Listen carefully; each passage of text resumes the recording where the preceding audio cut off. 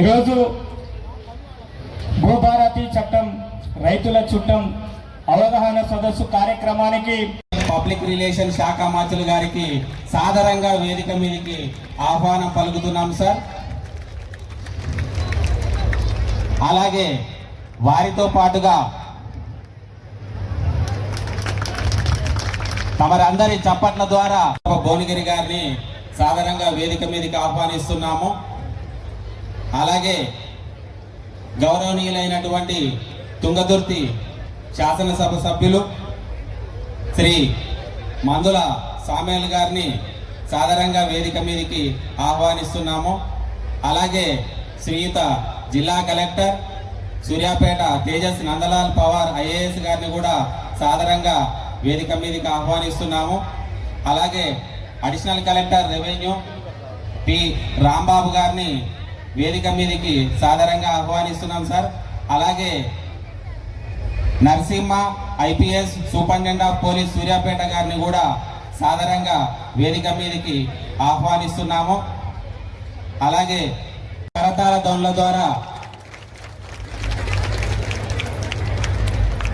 అలాగే గౌరవనీయులైనటువంటి ఎస్పీ గారిని కూడా మంత్రి గారిని సన్మానిస్తున్నారు పూల బొకేతోటి.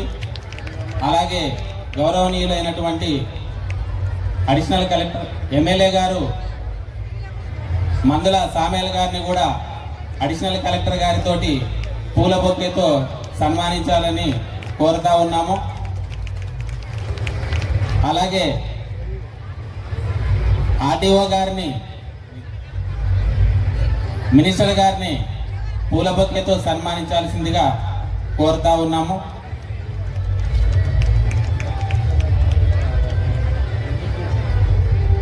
మీ అందరికీ కావచ్చు, ఇతర రకాలు ఉన్న భూములు ఆన్లైన్లో లేని సందర్భంలో వాటికి పరిష్కారం చేయడానికి కావచ్చు. అదేవిధంగా మనం సాధారణంగా పావతి కానీ సక్సెషన్ కానీ బాగా పంపిణీ కానీ చేసినప్పుడు దానికి అమలు చేసుకోవడానికి ఈ అన్ని ఆప్షన్లు మనకి భూభారతి పోర్టల్లో రావడం జరిగింది. కానీ ఒక్కసారి మనం అంతకుముందు ఉన్న జంటి పోర్టల్లో ఉన్న మనం అంశాలు మనం మాట్లాడుకుంటే, ఇప్పుడు చాలామంది నేను జిల్లా కలెక్టర్గా జిల్లాలో ఉన్నప్పుడు చాలామంది మా దగ్గర వస్తారు, సార్ మాది ఇది పరిష్కారం చేయాలి, పరిష్కారం కాలేదు, ఆన్లైన్లో మాకు 1 ఎకరా భూమి ఎక్కింది, ఇంకొక ఎకరా ఎక్కాలి.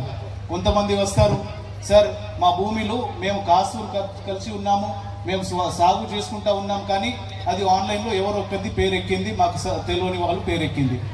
కొంతమంది వస్తారు, సార్ మేము బాగా పంపిణీ చేసుకున్నాము, మేము సాదా కైతం తీసుకొని మాకు 13B వచ్చింది, మేము సాగు చేసుకుంటున్నాము, ఎవరో ఒకరు మా భూముల మీద మళ్ళీ పాత వాళ్ళ పేర్లు నమోదవుతా ఉంది. ఇట్లా ఎన్నో సమస్యలు ప్రజలు ఎదురుతూ ఇబ్బంది పడుతూ ఉన్నారు. కానీ ఎంఆర్ఓ ఆఫీస్ దగ్గర పోతే ఎంఆర్ఓ గారు ఏమంటారు, ఈ ఆప్షన్ నా దగ్గర లేదు, మీరు కలెక్టర్ గారి దగ్గర పోవాలి. ఆర్డీఓ గారి దగ్గర పోతే ఏమంటారు, మా దగ్గర లేదు, మీరు కలెక్టర్ గారి దగ్గర పోవాలి.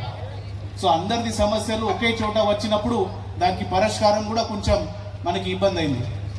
అదే కాకుండా ఆన్లైన్ ఏమైనా ధరణి పోర్టల్ ఉన్నప్పుడు ఆన్లైన్లో ఎక్కని లెక్కలు చాలా ఉన్నాయి. చాలామంది రైతులు వారు ఆన్లైన్లో డేటా ఎక్కలేదు. ఎక్కే క్రమంలో ఏమైనా తప్పు జరిగింది అనుకోండి, సవరణ చేసుకోవడానికి ఎలాంటి ఆస్కారం లేకుండేది. దానికి పరిష్కారం అప్పుడు ఏంటంటే సూటిగా సివిల్ కోర్టు పోవాలని మనకి చెప్పడం జరిగింది. ఇప్పుడు ఏది సవరణ చేసుకోవాలన్నా కొత్త చట్టం ద్వారా మనకి దాంట్లో ప్రొవిజన్స్ ఉన్నాయి, దాని ద్వారా మనం పరిష్కారం చేసుకోవచ్చు. అట్లా ఎన్నో రకాలు మనం ఇబ్బందులు ఉన్నా దానికి సవరణ చేసుకోవడానికి మనకి కొత్త చట్టం మనకి హెల్ప్ చేస్తూ ఉన్నది. ఇంకొక మాట ఇక్కడ రైతులు చెప్పారు, గౌరవనీయులు ఇవ్వాల తప్పకుండా, ఎందుకంటే అప్పుడున్న పరిస్థితులలో పట్టా చేసుకోలేదు, మా నాన్నగారు కూడా చేసుకోలేదు సార్. అప్పుడు రాజశేఖర రెడ్డి ప్రభుత్వం ఉన్నప్పుడు మాకు 10,000 క్రాప్ లోన్ ఇచ్చింది సార్, అది కూడా రుణమాఫీ చేసింది ఆ ప్రభుత్వం ఉన్నప్పుడు. టీఆర్ఎస్ గవర్నమెంట్ వచ్చిన తర్వాత మా భూములు అనేది సాదాబాయి నామలు కాకుండా అసలు మమ్మల్ని ఏ విధంగా కూడా మమ్మల్ని చూడకుండా ఎంఆర్ఓ ఆఫీస్కి పోతే మీరు చెన్నారెడ్డి శ్యామసుందర్ రెడ్డి మీ సీలింగ్ భూమి అని మేము ఏదైనా అప్లికేషన్ ఇస్తే పక్కకు పడేయడం జరుగుతుంది సార్. అదే విషయం మన ఎమ్మెల్యే గారికి కూడా ఒకసారి దృష్టికి తీసుకెళ్తే అసెంబ్లీలో మాట్లాడడం జరిగింది సార్. ఇప్పుడు మా చెల్లె గారికి 1 ఎకరం భూమి రాసిచ్చినాం సార్. మా బావగారు ఏమంటున్నా, ఆ భూమి పట్టా కాదు నాకు వద్దు అని మా చెల్లెని ఇబ్బంది పెడుతుంది సార్. ఆ భూమి ఒక్క సెకండ్ అన్న, ఏంటి సబ్జెక్ట్? అదే సీలింగ్ ల్యాండ్ అని చెప్పేసి జన్నారెడ్డి శ్యామ్ సుందర్ రెడ్డి గారు గతంలో సీలింగ్ భూ పరిమితి చట్టం కింద ల్యాండ్ను వారి దగ్గర నుంచి తీసుకోవడం జరిగింది సార్. అయితే దాంట్లో ఉన్నటువంటి భూములు ఏదైతే ఉన్నాయో అవి వీళ్ళు prior to the act, ceiling act రావడం కంటే ముందుగానే కొనుగోలు చేసినామని చెప్పేసి వీళ్ళు చెప్తున్నారు సార్. కానీ మన రికార్డులలో మాత్రం సీలింగ్ యాక్ట్ పరిధిలోకి తీసుకొని వాటిని చేయకుండా వీళ్ళు సాదా బైనామా ద్వారా కూడా గతంలో దరఖాస్తు చేసుకున్నప్పటికీ కూడా ఇప్పుడు చేయలేదు సార్. వారిది సో ఇందాక కలెక్టర్ గారు మీరు చెప్పింది ఇదే సబ్జెక్ట్ కదా, దీని మీద CCLI గారు 26కి వస్తాడు. దీని ఎక్స్క్లూజివ్లీ ఈ సర్వే నెంబర్కి సంబంధించిన ఫుల్ డీటెయిల్స్ తీసుకొస్తే couple of hours principal secretary మీరు నేను ముగ్గురం కూర్చున్నా దాన్ని పరిష్కారం చేద్దాం, బాధ్యతలు చేద్దాం. Thank you sir. న్యాయమైన వాటన్నిటినీ శాశ్వతంగా పరిష్కరించి వాటికి ఈ చట్టం ద్వారా పాస్బుక్లు ఇస్తాము. మిస్సింగ్ సర్వే నెంబర్లు ఏవైతే ఉన్నాయో న్యాయమైన వాటిని అన్నిటినీ పరిష్కరించి వాటికి కూడా పాస్బుక్లు ఇస్తాము.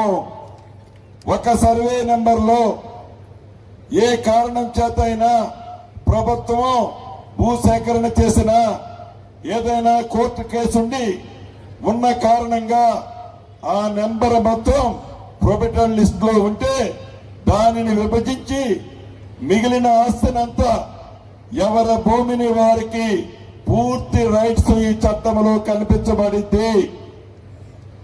మనిషికి ఆధారం ఎలా ఉందో ప్రతి రైతన్నకు ఒక భూదారు ఖాతాని ఇస్తాము. ఆధార్ బటన్ నొక్కితే మీ వివరాలన్నీ